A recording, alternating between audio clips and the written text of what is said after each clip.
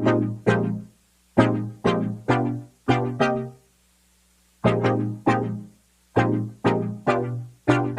दोस्तों, स्वागत है आप सभी का टेक अफेयर्स पर। मेरा नाम है सूरज और आज के इस लेक्चर में हम बात करेंगे अभी रिसेंटली इंडियन एस्ट्रोनॉट्स के द्वारा गामा रेज बर्स्ट को डिटेक्ट किया गया है।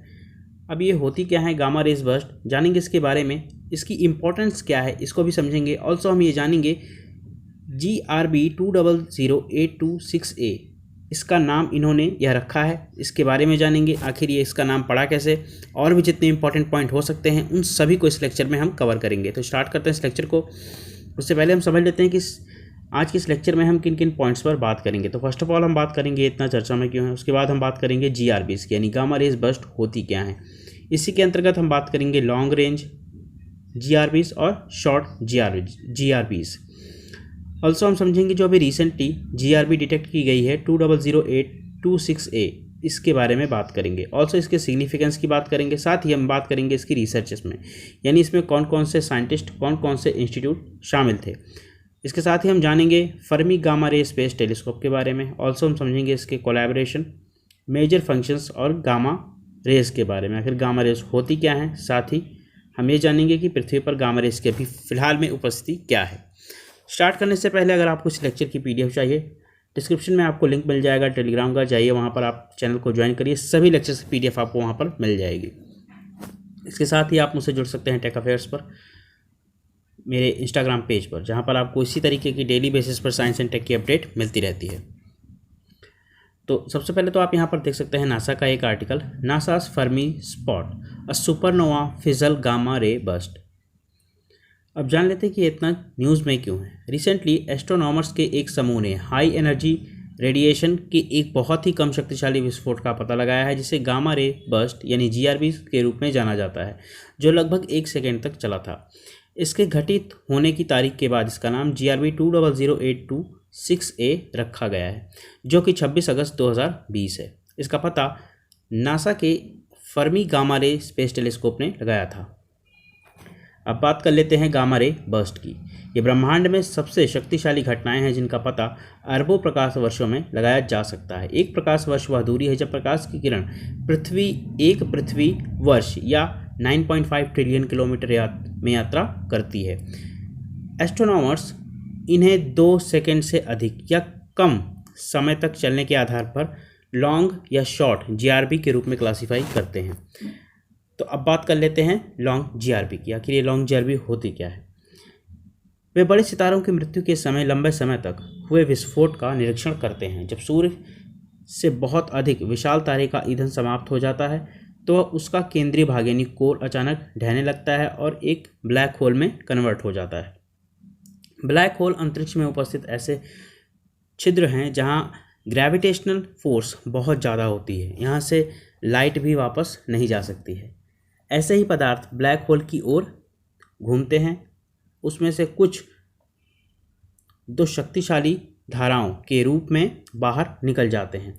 अभी मैं आपको फिगर से इसे क्लियरली समझाऊंगा कि ये किस तरीके से होता है, जो विपरीत दिशाओं में लगभग प्रकाश की गति से बाहर की ओर निकलते हैं। एस्ट्रोनॉमर्स GRB का पता केवल तब लगा पाते हैं जब इनमें से एक प्रवाह लगभग सीधे पृथ्वी की ओर जाने का संकेत दे देता है। तारे के भीतर से प्रस्फुटित प्रत्येक धारा से गामा किरणों का एक स्पंदन उत्पन्न होता है, जो प्रकाश का ऐसा उच्चतम ऊर्जा रूप है जो कई मिनटों तक चलता है। आप इस फिगर में देख सकते हैं, ये है ब्लैक होल, और ब्लैक होल से ये जो ऊर्जा की एक बीम निकल रही है, ये ऊपर तो निकलती है, इसी तरीके से ये साथ ही साथ नीचे भी निकलती है। यही है वो गामा रेस बर्स्ट। ये बहुत ही पावरफुल होती है ना। अब हम जान लेते हैं आगे इसके बारे में। विस्फोट के बाद विखंडित तारा फिर तेजी से एक सुपरनोवा के रूप में फैलता है। सुपरनोवा एक विस्फोट करने वाले तारे को दिया गया नाम है जो अपने जीवन के अंत तक पहुंच गया होता है। अब बात कर लेते हैं शॉर्ट GRBs की। शॉर्ट GRBs तब बनते हैं जब संगठित यानी कॉम्पैक्ट वस्तुओं के जोड़े जैसे न्यूट्रॉन तारे, जो तारों के टूटने के दौरान भी बनते हैं, अरबों वर्षों में अंदर की ओर सर्पिल रूप में घूर्णन करते हैं और आपस में टकराते हैं। एक न्यूट्रॉन तारा उच्च द्रव्यमान वाले सितारे के संभावित विकासवादी अंतबिंदुओं में से एक होता है। अब बात कर लेते हैं GRBs 200826A के बारे में, जो अभी रिसेंटली डिटेक्ट की गई है। यह केवल 0.65 सेकेंड तक चलने वाले हाई एनर्जी रेडिएशन का एक तीव्र विस्फोट था। विस्तारित ब्रह्मांड के माध्यम से काफ़ी लंबे समय तक यात्रा करने के बाद फर्मी के गामा रे बर्स्ट मॉनिटर द्वारा इसका पता लगाए जाने के समय तक यह संकेत लगभग 1 सेकंड लंबा हो गया था। इसके साथ ही हमारे ब्रह्मांड की वर्तमान आयु की लगभग आधी उम्र से पृथ्वी की ओर यह चला आ रहा था। एक विशाल तारे की मृत्यु के कारण यह सबसे छोटा गामा रे विस्फोट था। अब इसके महत्व की बात कर लेते हैं कि आखिर ये इतना इम्पोर्टेंट क्यों है।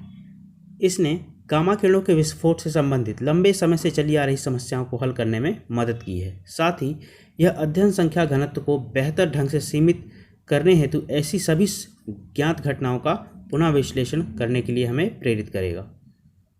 रिसर्चर्स की बात करें तो इस समूह में Aryabhatta research institute of observational sciences यानी एरीज और the inter universities centre for economic and astrophysics Pune IUCAA, national centre for radio astrophysics Tata institute of fundamental research Pune NCRA और IIT मुंबई के इंडियन एस्ट्रोनॉमर इसमें शामिल थे। अब बात कर लेते हैं फर्मी के गामा रे स्पेस टेलीस्कोप की। इससे पहले इसे gamma ray large area space telescope कहा जाता था। यह एक अंतरिक्ष वेधशाला है जिसका उपयोग पृथ्वी की निचली कक्षा से गामा किरणों संबंधित खगोलीय अवलोकन के लिए किया जाता था, लेकिन इसे जून 2008 में लॉन्च किया गया था। इसका नाम एक इटालियन अमेरिकन वैज्ञानिक एनरिको फर्मी के नाम पर रखा गया था, जिन्होंने उच्च ऊर्जा भौतिकी में अग्रणी काम किया था। कोलैबोरेशन की बात करें Fermi gamma ray space telescope की, तो फर्मी एक खगोल भौतिकी और कण भौतिकी साझेदारी है जिसे अमेरिकी ऊर्जा विभाग के सहयोग तथा France, Germany, Italy, Japan, Sweden और US में शैक्षणिक संस्थानों व भागीदारों के महत्वपूर्ण योगदान के साथ विकसित किया गया है। मेजर फंक्शंस की बात करें तो यह प्रत्येक 3 घंटे में संपूर्ण आकाश का मानचित्र तैयार करता है। साथ ही यह ब्रह्मांड की सबसे चरम घटनाओं के मामले में महत्वपूर्ण पहुंच प्रदान करता है, जैसे GRBs, ब्लैक होल और जेट पल्सर जैसे। इन सभी के मामले में पल्सर एक प्रकार के न्यूट्रॉन तारे होते हैं जो नियमित अंतराल पर रेडियो तत्वों का उत्सर्जन करते रहते हैं। अब बात कर लेते हैं गामा रेस की, आखिर ये होते क्या हैं। ये ब्रह्मांड में सबसे अत्यधिक ऊर्जा वाली प्रकाश किरणें हैं। इनमें हमारी आंखों को दिखाई देने वाले प्रकाश की तुलना में 1 अरब गुना अधिक ऊर्जा होती है। ये ब्रह्मांड में सबसे गर्म और सबसे ऊर्जावान वस्तुओं द्वारा निर्मित होते हैं, जैसे न्यूट्रॉन तारे और पल्सर, सुपरनोवा विस्फोट तथा ब्लैक होल के आसपास का क्षेत्र। गामा किरणों में उच्च ऊर्जा होती है। इनमें किसी भी लेंस या दर्पण के माध्यम से सीधे गुजरने की क्षमता होती है, जिससे उन्हें एक दृश्य प्रकाश दूरबीन में केंद्रित करना बहुत मुश्किल हो जाता है। अब बात कर लेते हैं गामा रेज ऑन अर्थ। पृथ्वी पर गामा किरणें परमाणु विस्फोट, बिजली तथा कम रेडियोधर्मी क्षय यानी रेडियो एक्टिव डीके की गतिविधि से उत्पन्न होती हैं। गामा किरणों का खगोलीय अवलोकन है जिसमें 100 केवी यानी 100 किलो इलेक्ट्रॉन वोल्ट से ऊपर फोटोन की ऊर्जा होती है। गामा किरणें इतनी ऊर्जावान होती हैं कि वे पृथ्वी पर जीवन के लिए बहुत ही हानिकारक होती हैं। पृथ्वी का वायुमंडल गामा किरणों को अवशोषित कर लेता है, जिससे वह इन गामा किरणों को पृथ्वी पर पहुंचने से पहले ही अवशोषित कर जीवन को प्रभावित करने से रोक लेता है। इसलिए गामा किरण स्रोतों का खगोलीय अवलोकन पृथ्वी के वायुमंडल के सुरक्षात्मक आवरण के ऊपर उच्च ऊंचाई पर पड़ने वाले गुब्बारों या उपग्रहों के साथ किया जाता है। आई होप मैंने आपको इसमें जितनी भी चीज़ें बताई होंगी, जितनी भी टर्मिनोलॉजीज़ बताई हैं, वो आपको क्लियरली समझ में आई होंगी। लेकिन अगर आपको फिर भी कोई डाउट है तो आप इसके बारे में कमेंट सेक्शन में लिखिए, मैं आपको वहाँ पर क्लियरली समझा दूंगा, लिख दूंगा, पिन कर दूंगा कमेंट में। ऑल्सो आप मुझसे जुड़ सकते हैं मेरे सोशल मीडिया प्लेटफॉर्म जैसे इंस्टाग्राम, ट्विटर पर, जहाँ पर आप अपने मुझसे डाउट डिस्कस कर सकते हैं। लिंक आपको डिस्क्रिप्शन में मिल जाएंगे। मिलते हैं नेक्स्ट वीडियो में। Thanks for watching this. Have a great day.